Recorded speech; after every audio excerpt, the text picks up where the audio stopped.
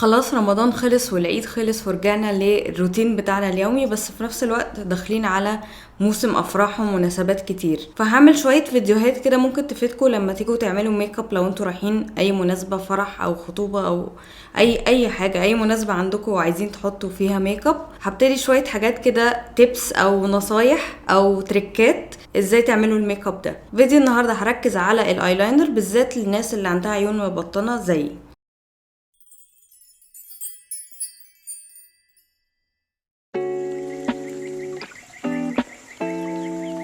طيب قبل ما ابدا النصيحه او التip بتاعت النهارده، خليني الاول افهمكم ايه هو العيون المبطنه او الهودد ايز بالانجلش. يعني بصوا، زي اي حاجه في الدنيا ربنا خلقها، مفيش عين شبه التانية، مفيش بشره زي التانية، مفيش حد شكله شبه التاني. فبالتالي زي كل حاجه العين ليها اشكال او انواع مختلفه. العيون المبطنه هي العيون اللي الجفن فيها، الجفن اللي هو انهي الجزء اللي هو بيتحرك لما تقفلوا عينيكوا كده، اللي هو الجزء ده بيسموه الجفن المتحرك، يكون مستخبي جوه زوائد جلديه تحت الحاجب. هحاول احط لكم صور برضو عشان تبقوا فاهمين. لو انتي فتحه عينك كده والجزء اللي هو الجفن اللي بيتحرك، اللي هو لما بتقفل عينك هو ده الجزء اللي بيتحرك، مستخبي تحت جلد عندك اللي هو تحت الحاجب شويه، او اللي هو ده اللي بنسميه الهود او السوكت، يبقى دي عيون مبطنه. وبرضو العيون المبطنه يعني انا مثلا عندي العين دي مبطنه اكتر من دي، معناها ان الجفن اللي باين هنا اقل بكتير من اللي باين هنا. وكل عين عندك بتبقى شكلها مختلف زي حواجبه بالظبط، ما فيش حاجب زي التاني، بيبقوا قريبين من بعض بس دايما برضو في واحد منهم مختلف.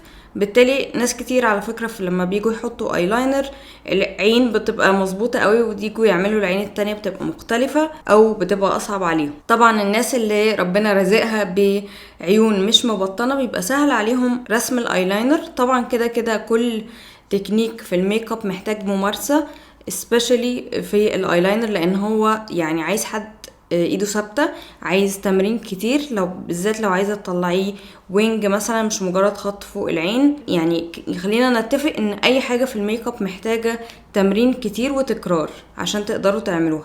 فالتكنيك اللي هقوله لكم ده مش معناه ان هو من اول مره برضو هيطلع مظبوط معاكم. انا تعبت قوي عشان اعرف اظبطه، تقريبا كل مره دلوقتي بيطلع يعني 95% كويس. وطبعا الناس اللي عندها عيون مبطنة زي كده مشاكل كتير قوي قوي قوي قوي منها مفيش مساحة نرسم الايلاينر مثلا، ده اول مشكلة. الاي شادو مثلا بيخطط تحت في الحتة بقى اللي هي بتستخبى جوه دي، بيسيح ويخطط، بيعمل خط كده لما تيجوا تفتحوا عينيكوا بيبقى فيه خط عبارة عن الاي شادو متجمع فيه. وفي حاجات بجد من المشاكل دي مهما عملتوا مش هتقدروا تتجنبوها، بس نقدر ان احنا نحاول نقلل احتمالية انها تحصل. او بدل ما الاي شادو يتجمع اول ما تحطوا الميك اب، ممكن يتجمع على اخر اليوم كده، بحيث ان انتوا معظم اليوم الاي شادو او الميك اب عامة يكون شكله حلو اطول وقت ممكن. فكفاية رغي كده وخلينا نبدأ في التكنيك على طول. بس أول نصيحة ومن النصايح المهمة اللي بقولها لأي حد عامة عايز يحط ميك اب أو يعني بالذات ميك اب على العين، استخدموا اي برايمر مش كونسيلر. الكونسيلرز يا جماعة بيبقى فيها مواد مرطبة علشان ترطب تحت العين، ده المكان الأساسي اللي بيتحط فيه الكونسيلر تحت العين، فبيبقى فيه مواد مرطبة. بجد ابعدي عن استخدام الكونسيلر فوق عينك. انت عايزة حاجة تمنع الزيوت انها تطلع او تقلل كمية الزيوت انها تطلع عند الجفن اللي فيه الميك اب، عشان انت كمان الجلد هنا متني مقفول عليه فهيبوظ الميك اب اسرع. الكونسيلر عشان فيه المواد المرطبة دي هتسرع عملية ان الميك اب يخطط. لكن الاي برايمرز بتبقى الفورمولا بتاعتها مختلفة، بتبقى فيها مواد بتحاول تقلل التزييت اللي فوق العين بحيث انها تحافظ على الاي ميك اب اطول وقت ممكن. انا اوريدي حطيت الاي برايمر ده، فخليني اعمل لكم زوم ان بقى عشان تشوفوا التكنيك من قريب جدا. طيب في التكنيك ده انت محتاجه فرشه ايلاينر رفيعه قوي قوي قوي قوي قوي، دي من براند اسمها بيوتي تولز، معرفش سمعتوا عنها قبل كده ولا لا. الفرشه رقمها برضه عشان اللي عايز يجيبها 2.23 ايلاينر. فهتحتاجوا الفرشه، هتحتاجوا اي اي شادو عندكم، اسود ينفع، بني ينفع. انا بفضل في الحالات دي البني، علشان البني بيبقى رحيم شويه عكس الاسود. يعني الايلاينر الاسود اوريدي اللي هو الليكويد يعني بيبقى صعب قوي، ولما كمان بيهبب او كده ما بيبقاش شكله حلو خالص. البني او اي لون افتح شويه من الاسود بيبقى رحيم في الابليكيشن او في التطبيق بتاعه، وكمان رحيم في شكله حتى لما يهبب. يعني ان شاء الله التكنيك ده ما يهببش اصلا. فالبني انا بفضله، بس طبعا تقدروا تستخدموا الاسود او اي لون انتوا حابينه. تاني تip عايزه اقولها لكم او نصيحه، ان انتوا تبداوا بالعين الصعبه مش العين السهله. دايما في زي ما قلت لكم في الاول، في عين دايما بتطلع مظبوطه والتانية هي البايظه. ابداوا بالعين اللي بتطلع بايظه، بحيث ان لما تيجوا بقى تعملوا العين اللي بتطلع على طول صح، يبقى سهل عليكم ان انتوا تقلدوا اللي انتوا عملتوه في العين النص نص او اللي مش بتطلع مظبوطه معاكم. ويا جماعه في التكنيك ده ما تخافوش ويغلطوا عادي كذا مره.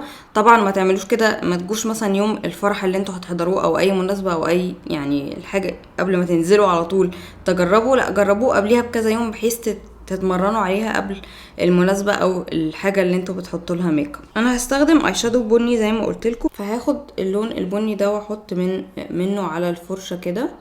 وكل مره لازم اخبط الفرشه كده، انزل الزياده، ولو عوزت ازود، لكن مش هعرف ان انا احط كتير واقلل، بيبقى اصعب يعني بالنسبه ان انتوا هتمسحوه خالص وتعيدوا من الاول. فهاخد البوز بتاع الفرشه، يعني اتمنى ان انتوا تبقوا شايفين، انا بحاول اقرب وابص على المرايه في نفس الوقت. خليني اعمل زوم ان اكتر. تخيلوا ان الخط بتاع الرموش اللي تحت ده هيكمل لفوق، يعني امشوا مع خط الرموش كده كانه هيكمل لفوق، ده مكان الوينج بتاعكم. طبعا عشان كل التنايات دي لو انتوا فتحتوا عينيكوا او شدتوها قصدي او كده، ولما تيجوا تسيبوها الوينج هيبقى شكله غريب. فكل اللي هتعملوه هتبصوا ستريت في المرايه، اوعوا تغيروا اتجاه عينيكوا خالص، ولا تشدوا كده ولا تشدوا لفوق ولا اي حاجه، بالذات في الحته الاولانيه اللي احنا بنماب او بنعمل زي الخريطه اللي احنا هنرسم عليها الايلاينر. بعد كده لما عايزين نملى الوينج او الايلاينر ساعتها نشد، بس نكون اوريدي رسمنا الخريطه بتاعتنا. فانا من غير ما احرك عيني ولا اي حاجه كاني همشي، انا مش هرسم بس همشي مع خط الرموش اللي تحت كانه هيكمل. ودايما استخدموا، شايفين الصباع الصغير ده، اسندوا بيه على خدكم علشان تقدروا تتحكموا في حركه الفرشه. وبعدين احنا عايزين نعمل الوينج، هنفليك، هنسحب، مش هنفضل نرسم، لا هنعمل كده، يعني مش عارفه اسمها ايه فليك بالعربي، بس اللي هي كده، ويا هتطلع مظبوطه يا لا. فانا حتى بعملها معاكم مش معناها ان انا كده بيرفكت وهطلعها صح، بس دايما اسندوا كوعكم، وبالصباع الصغير ده هتسندوا على خدكم وتبداوا تعملوا الفليك اهي. شايفين رسمت رفيع ازاي؟ انا عايزه ارسم رفيع وبعدين هزود او هتقل بعدين، لكن بعمل زي ما قلت لكم الخريطه بتاعتي كده ماشي. ده بداية الوينج. بعد ما سحبت الخط ده بحب اخد يعني اخلي بقى الفرشة يعني فلات كده على خط الرموش، وابتدي يعني وهي قريبة قوي من الرموش ابتدي ارسم خط جوه الرموش كده. وما تسحبوش، طبعا الاي شادو هيحب اكتر ان انتوا تطبطبوا مش تسحبوا. وبعدين بالاي شادو ما بعديش نص عين، يعني تخيلوا خط كده في نص عينيكوا بوقفوا لحد هنا. لو عوزت ممكن املى الرموش اللي جوه، بس ما بعملش خط خالص جوه. وشايفين اوريدي بيدي تحديد من غير ما يعمل خط تخين فوق العين اللي هو بيبين بقى ان العين بقى ضيقه وكده. وانا هعمله بحجم معين وتقدروا انتوا تتخنوا، بس انا عشان العين دي احنا مش عايزين الخط يبقى تخين بحيث ان هو يخش تحت الهود او الحته دي. الجايد لاين بتاعنا هو التانية اللي في العين دي، مش عايزين الاي شادو يخش جواه. بعد كده هبتدي املى الوينج اللي انا عاملاه، بس مش هبتدي من اخره لان انا عايزه السحبه اللي احنا عملناها، اللي هي الفليك دي اللي عملناها، لان اخر حته فيها بتبقى ارفع حته. فانا عايزه الرفع ده، انا عايزه الشاربنس دي للوينج، بس عايزه املى من بعديها بشويه. فهاخد طرف الفرشه وهبتدي ان انا عاملة كده، وساعتها هنا بتحكم بالتخن بتاعي، واذا كنت عايزه اطوله او اخليه قصير كده زي ما هو وهكذا. فانا بالنسبه لي مثلا عايزه اظبطه شويه من الطرف، ابتدي ان انا اخد بوز الفرشه او سنها واعمل سحبه تانية تكون اطول شويه. وانا ساعات بحب اكتفي بالسمك ده ومش عايزه ان انا ازود عن كده. معلش الكاميرا قطعت شحن وانا بصور، بس استغليت الوقت اللي الكاميرا بتشحن فيه وعملت العين التانية. ومش فاكره كنت بقولكوا ايه، بس فاكره ان انا كنت عايزه اقولكوا ان لو حابين ان انتوا تتخنوا بقى الوينج، خليني اعمل زوم ان بس عشان تشوفوا. كنت بقول ان انتوا لو عايزين تتخنوا الوينج ما تتخنوهوش من جوه العين، لا من بره، يعني نفس الطريقه نفس التكنيك بالفرشه، وتسندوا بصباعك الصغير كده وتخنوا الوينج من بره، عشان لو تخنتوه من جوه هيبتدي بقى يخش في التطبيقه بتاعه العين زي ما قلت لكم. وزي ما انتم شايفين هما مش تيبيكال شبه بعض بالظبط، لان زي ما قلت لكم كل عين مختلفه، بس في الاخر النتيجه واحده وطلع شكل الوينج زي ما انتم شايفين. خليني بقى قبل ما الكاميرا تقطع تاني اوريكم ازاي بنضف الوينج بالكونسيلر، وبكده نكون خلصنا التكنيك بتاع الايلاينر او بديل الايلاينر للعيون المبطنه. هتجيبوا الكونسيلر بتاعكم، ومش لازم يكون هو نفس الكونسيلر اللي بتستخدموه تحت العين، بالذات لو انتوا بتستخدموا تحت العين حاجة تنور او تفتح، ممكن الكونسيلر يكون اقرب لدرجة بشرتكم مش درجة الكونسيلر. انا بستخدم كونسيلر ده عشان ده اعلى تغطية عندي، وفي نفس الوقت ما هوش فاتح قوي.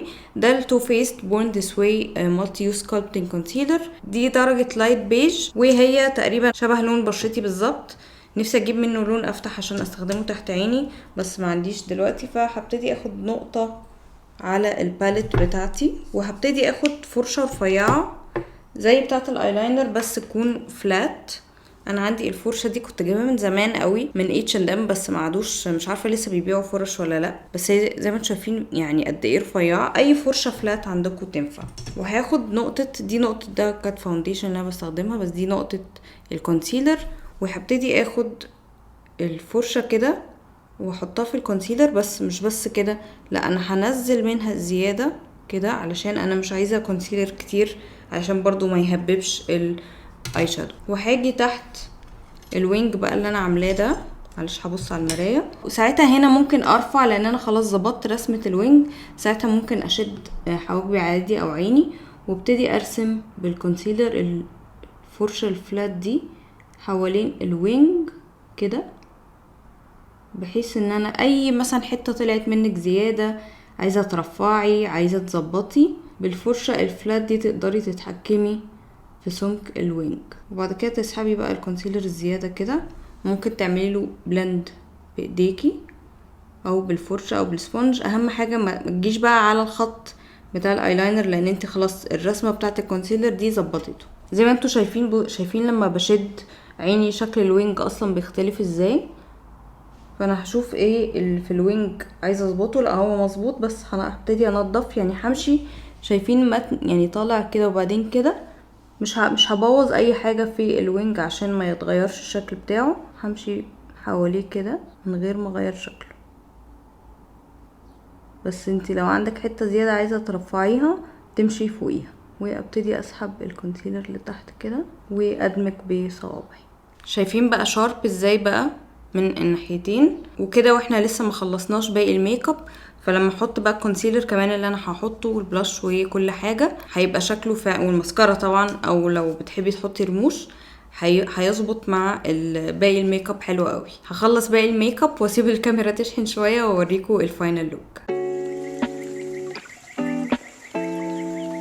بس وده شكل الميك اب النهائي. انا مش عارفه الكاميرا النهارده مش عارفه اظبط البوزيشن بتاعها، فاتمنى يكون المقاس الشاشه كويس وشكلي في النص ومظبوطه.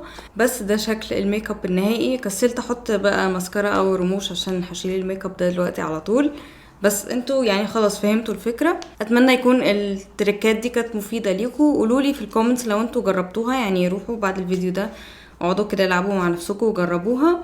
واكتبوا لي في الكومنتس رايكم اذا كانت نفعت ما نفعتش، صعبه سهله، اي افكار في دماغكم او الفيدباك او رايكم في الموضوع بعد تجربتكم الشخصيه. اكتبوا لي كل حاجه في الكومنت سيكشن داون بيلو. انا بقيت اكتب شويه على الانستجرام وتيك توك وكمان اليوتيوب، بس في الجزء بتاع الشورتس او الفيديوهات القصيره، فتابعوني هناك، تابعوني على انستجرام وتيك توك، هحط لكم لينكات او اليوزر نيم كمان بتاع كل حاجه هنا على الشاشه، واللينكات في الديسكريبشن. اتمنى يكون الفيديو عجبكم، لو عجبكم ما تنسوش تعملوا لايك وكمان تعملوا سبسكرايب وتشغلوا نوتيفيكيشن بيل عشان يجيلكم نوتيفيكيشن كل ما انزل فيديو جديد. Thank you so much for watching and I'll see you in my next video. Bye.